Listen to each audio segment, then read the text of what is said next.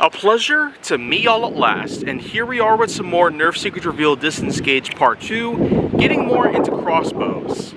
So, yeah, this is pretty much what is going to be around for today's test.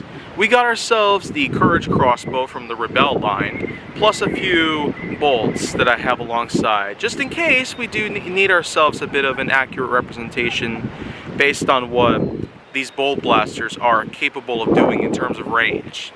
So I got one preloaded into this and I already got it ready to go. All we need to do now is simply situate the camera over to a certain point. And now what we got here is the blaster and this downrange that you see right here. So I got two of the Rebel arrows, or bolts pretty much. Haven't quite gotten used to it yet.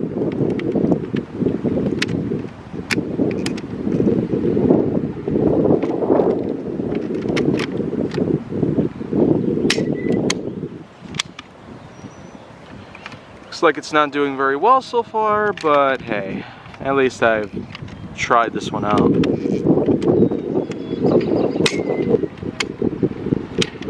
Looks like we're doing better here. Gonna straight up go to the next Rebel one.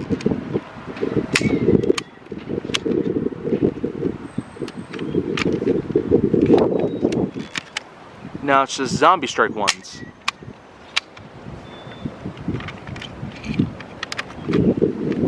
And last one.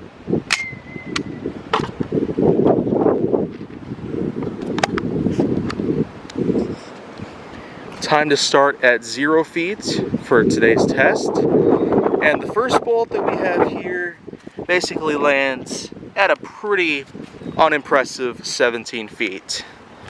And going up a little bit further, we're able to see a good majority of the bolts that I have gotten down to a grand total of 29 feet for the middle mark.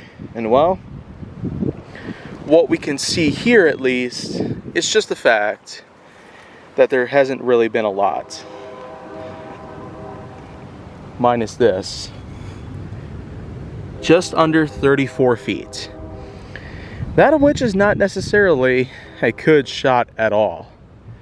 And so, whether you're looking to buy a Courage crossbow for anybody or just for yourself, and it's pretty much a matter of preference, but I'm not really going to suggest that you do, because otherwise only 34 feet might be the best. Then again, these are very windy conditions, and there isn't really a lot to keep these things going much further. In conclusion, the Courage crossbow is pretty much just that. Nothing more than a crossbow, most likely as a way of aesthetic over function. And I feel like that there's probably more people out there who might use this as a way of cosplay or LARP. And I feel like that would be a much more different, yet better approach than trying to use this as a performance blaster, because these bolts in particular, they're not really supposed to be good by any means. And I feel like by now I am starting to see that this fact a little better.